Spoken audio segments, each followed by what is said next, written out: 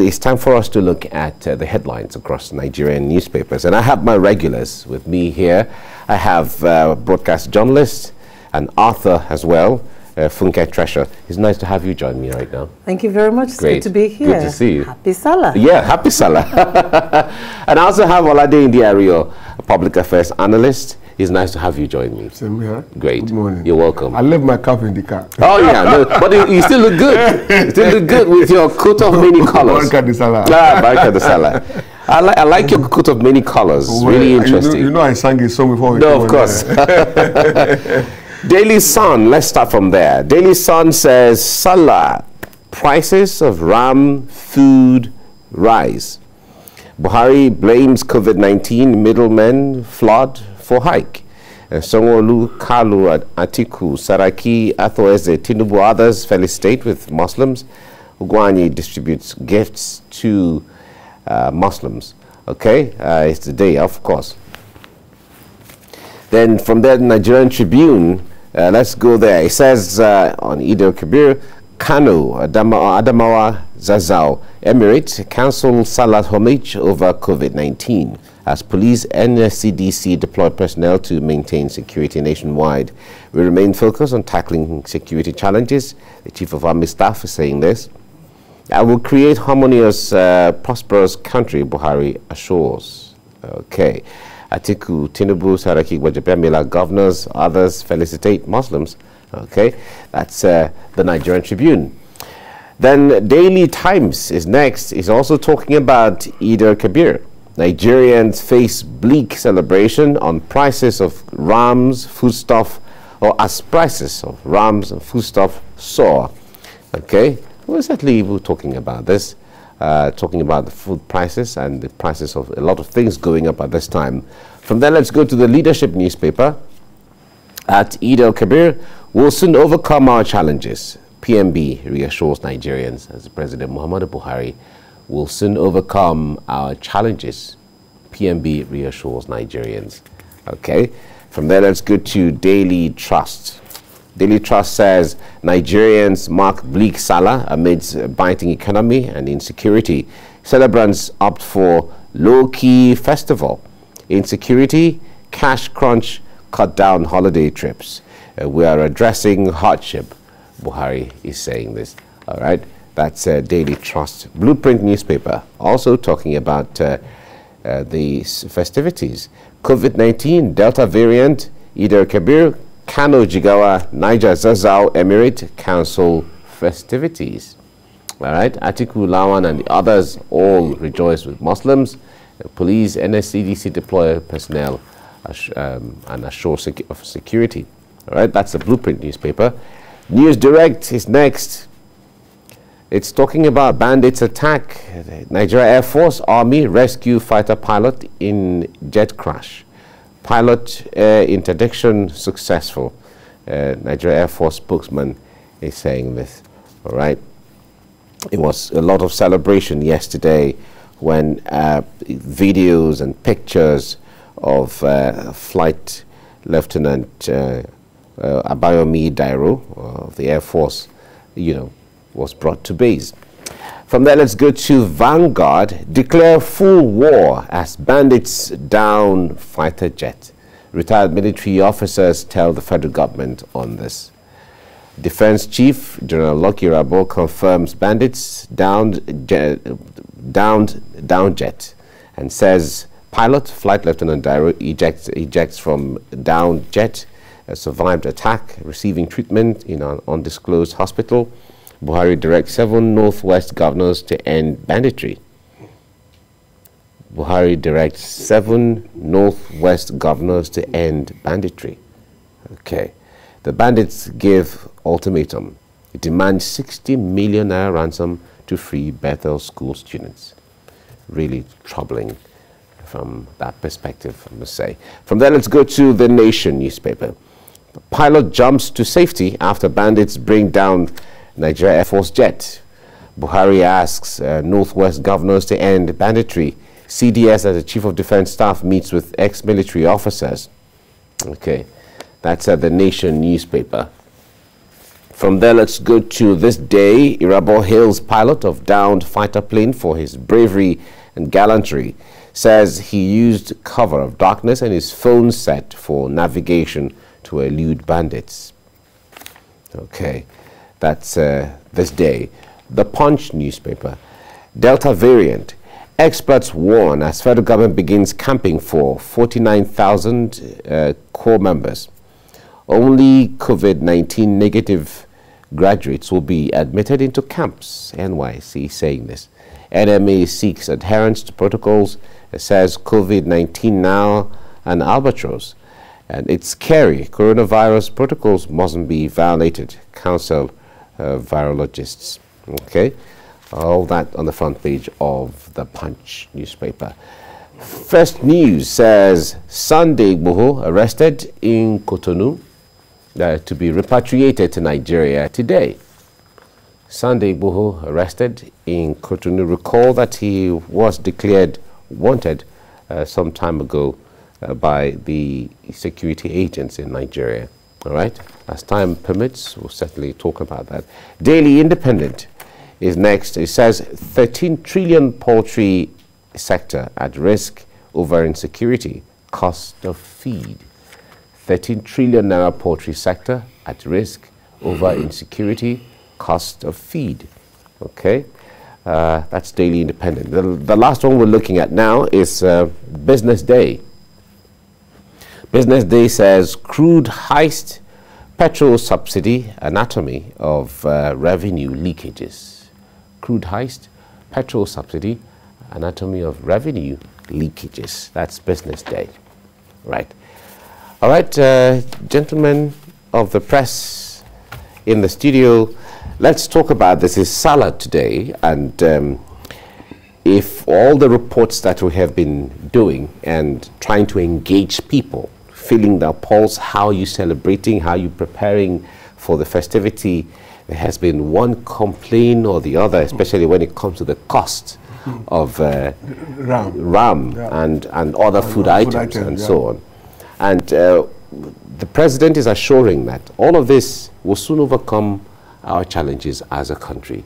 How does this come to you, Oladende? Let me start with you here. Now, I'm still trying to understand why at festival periods people hike the prices of food items, ram and all of that, because elsewhere at a time like this they will offer massive discounts. I mean, I have lived in climes where they will sell off their things with as much as 80% discount. Why? They want to restock and they want the old stock to go. And of course, in the spirit of the Yuletide, you know, they want to bless their customers and patrons. But here, the price will go up. I was trying to analyze, all of these things yesterday on another platform, and we couldn't make sense of it. Perhaps it should maybe because the sellers, those who are selling, are also feeling the pinch. They are feeling the pinch of the economic whatever. There never been any period that there are no pinches to be felt. Okay. It's just that it's been so ingrained here now in our system that, festival period, it's time to make money. But what they're doing is called profiteering. Okay. And in religion, none of the religions that I know of support profiteering. You are cheating your customers. Exactly. Okay? And it's ungodly. So I would rather add this to the list of items that we will push to NOA. Okay, as a campaign issue. I'm sure who gets ready for me on that. Really, I'm not joining words with you about national orientation. What do you make of this though? Because the point is, like he was saying, in other climes, at times like this, prices of things come down as a way of making everyone to feel, that thing, that celebratory thing. But here we don't have all of that. One would argue that in other climes that he's talking about, some basic things have been taken care of, where someone who is selling can give discount, without, and then we have some things to fall back to because, some basic things are taken care of, but it's not the same here. For me, I think basically it's about our festival culture. Okay. This cuts across all the festivals in Nigeria. I don't know about the Egungun festival though. I can tell you that later. Because I'm involved. But I can tell you it's a festival culture. We as a people just see a time of a festival as a time to make more money. This is the time that the empowered ones want to stock up, and then I must make my money from them. And this is why this fits the notion that we are a religious people, not necessarily godly people. You know, we just see everything as an opportunity to make money. So this is a people thing rather than a government thing. However, there's a government factor, in the sense that what are you providing for the people in terms of largesse? Elsewhere in the world, food is the cheapest. Everywhere, especially in America, food is the cheapest. You don't have anything, you will still eat. And with little amount of money, we're talking about the Naira crossing the 500 Naira bar against the dollar. You know, so people want to maximize the opportunity to make money. So we should be talking to ourselves. Even where the items are not imported, they will still tell you Naira, dollar. And I ask them, what's the relationship between the Naira, dollar and but what chicken? they're doing is they are cashing in. You know, it's very mischievous. And the earlier we start a campaign against it, the better. A lot of people are feeling the pinch now. As early as 6:30, when I was passing Kara, there were people already haggling over rams, meaning some have still not bought their rams and are waiting for possible price crashes whereby it will become affordable to them. We should be nice to ourselves. As festival periods, we should make life a lot more worthy of living instead of inflicting economic pains on our people.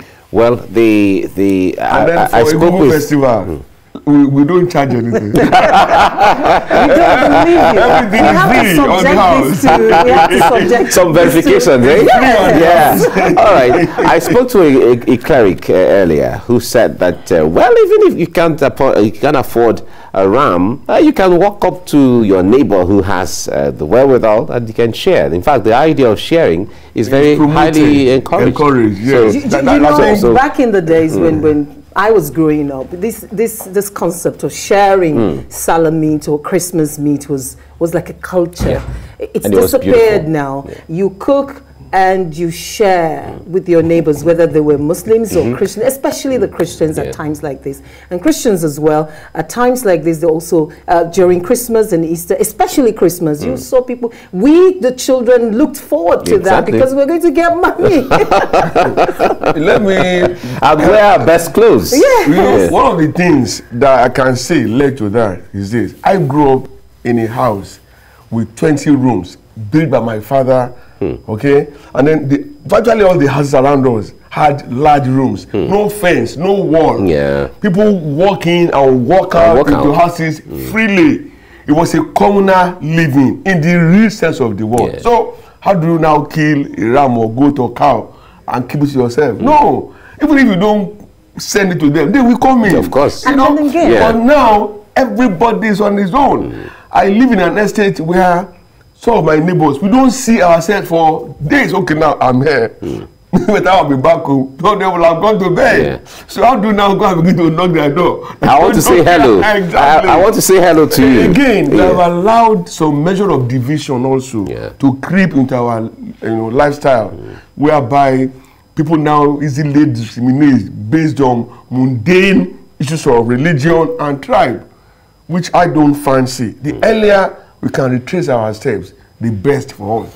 We were community children. They trained us. The community trained us. I like that. We're community children. Let me quickly chip in also that there's another culture that we've thrown away, and it's that we reared chickens, we reared rams back then, and so when a time like these came, we had a way of, then banking on what we'd read over the months and to supplement whatever it is that we're going to buy. I remember us rearing rabbits when I was growing up, rabbits and chicken, and rabbit's meat is, so good.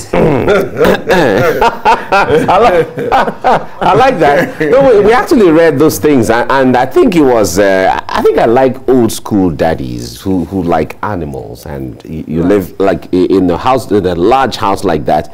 You see domestic, you see ducks, you see, you know, even antelopes. We had antelopes at the time. It was really beautiful. You see, one of my girls in Ibadan, who till today, if you go into his house, there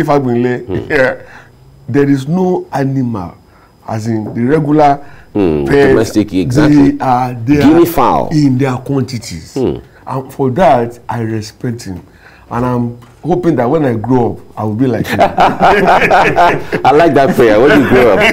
All right, now let's look at this, the story on the front page of Vanguard and the Nation. Pilot Flight Lieutenant Dairo was he was conducting an Air Force security issues around, exactly, and somehow the story was that his plane was shot down by bandits, and somehow he was able to navigate. I don't like the and sound escape. of the word bandits. Well, that's what we call them for now. So for the criminals or terrorists, you say bandits, and they have graduated to the level where they can bring down a plane, a military plane, a plane now. Being flown by me and Mike by my side and Funke at the back seat. No, I'm not there. So the earlier, why is Funke not flying the plane? Why is he sitting behind? We will settle. Now, we should stop calling them bandits, please. Okay. So what do we call them? Terrorists, please. Terrorists. Okay. Okay. Let's be real with ourselves. Bandits terrorizing the place, or terrorists banditering the place? Okay. Whichever one. Because if they could do that, that means they have acquired some high-profile technology, and then you can't put anything past them anymore. We saw them the other day sending drones on assignment. Now, having come this far, we'll be deceiving ourselves and playing with the cobra's head by ever imagining that they are bandits. Please. All right, forget this is like a mix of, okay, we are happy that Flight Lieutenant was able to, he didn't die, he was able to escape and navigate through all, and he's back to base, which is a good thing. But the other area where bandits can now shoot down military plane, I wonder how this comes to you, though. Two things. First of all, I want to commend the flight lieutenant. It felt like I was watching a movie when I read that piece, and as the creative that I am, I kept following the description. Yeah, exactly. Then it drops, and then it felt good. It felt really good to see and to read that we have such brave the guy has a nickname. I forgot the nickname. The Nigerian. Two things I want to bring out of this.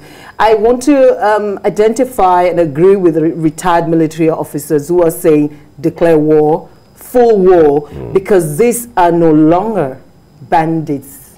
The way they are called. These are well-established terrorists. If you can pull down a military jet, how are we sure you're not going to start wanting to do that to regular planes? And so I agree. Presidential jet, please. Yes. What does and regular so it gives me a lot of concern to see and to say that there are moles in the Nigerian military. Because if these bandits are not being fed with information accurately, such that they know where to position and they know how to... Don't forget, we lost the head of the military a few weeks back. So now, because of the success of that, apparently, this is also happening. We must stop this. I agree with the military officers who said, declare full war. And then I agree with our president saying to the 7 northern governors that you must stop this. Northwest, right?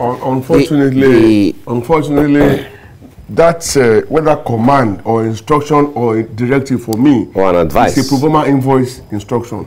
We are asking people who have no troops to command to go and end banditry. It's a national problem. But on the other hand, what they can provide is local intelligence. Yes, but on the other hand, the president making that statement, there's something the president knows as to how they can handle the issue that we may not know. My brother, so the point there is, we all know the standards of, we know where the place of governors are when it comes to security. We know what all that is. But governors are not in isolation. They also work within the federal setting, and they must have intelligence as well. Confronting banditry, for me, is a war situation. They don't have troops to fight wars for them. What they can provide is local intelligence, okay? Which, of course, they will be willing to do. But it has to be in collaboration with the federal government. They should put their security votes to use. That's one they've been taking doing that anyway. For so many years. For so many years. I've not been a governor before. For so many years. All right. Before we go, first news has it. In fact, the news broke out, and there are some other papers that have it. That Sunday Igboho was arrested in Cotonou. He was trying to, from the reports we got, he was trying to make his way to Germany somehow, and then he was arrested and should be repatriated to Nigeria today. Well, it sounded like, you know, what they say, April Fool. It was beginning to look like Sallah Fool. But if the papers are reporting it, then it means that it's true. I believe my colleagues, I celebrate the institution, the media institution in Nigeria. Having said that, I think now that Nnamdi Kanu is within has been arrested, Sunday Igboho has been arrested, as we've heard. The next port of call, I hope and pray, is banditry. No, exactly. Yes, because I think the federal government is doing a strategic work, you know, in trying to capture these vocal voices for secession in Nigeria, and I hope violence in Nigeria. For Sunday Igboho, I think he was talking too much. All right. A lot of intelligence went into, whether from the Nnamdi Kanu perspective or Igboho as a kid, especially when they are coming from, it's happening from outside of Nigeria.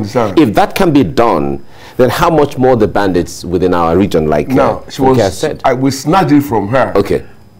When she said they had intelligence, and then they went after him and they got him. But you see, for me, beyond all of that, what gave rise to a Kanu, what prompted an Igboho, we must begin to look at those situations and circumstances and begin to address them. It's not enough to keep them incarcerated. There are 1,000,001 Igbohos on the street and 1,000,001 Kanu still on the street. Exactly. Let the government begin to guarantee egalitarianism, justice, okay, and promote national unity on all fronts, and push away nepotism and all the related issues that gave rise to Igboho and Kanu in the first place. Even in the banditry and even all of that. For all those ones, I will expect that all of them at a point now where they should spare nothing in making sure they are annihilated. All right. This is strategic. All right, we have to round off now. Yes, we have to round off now. Well, the president has said that we are getting closer to the end of all of the challenges that we're facing as a people. So let's where are we meeting for? No, we will discuss it so that we can. Thank you very much, Funke Trasher, for coming on the program. Oladinde Ariel, thank you very much, and happy Sallah to all of you.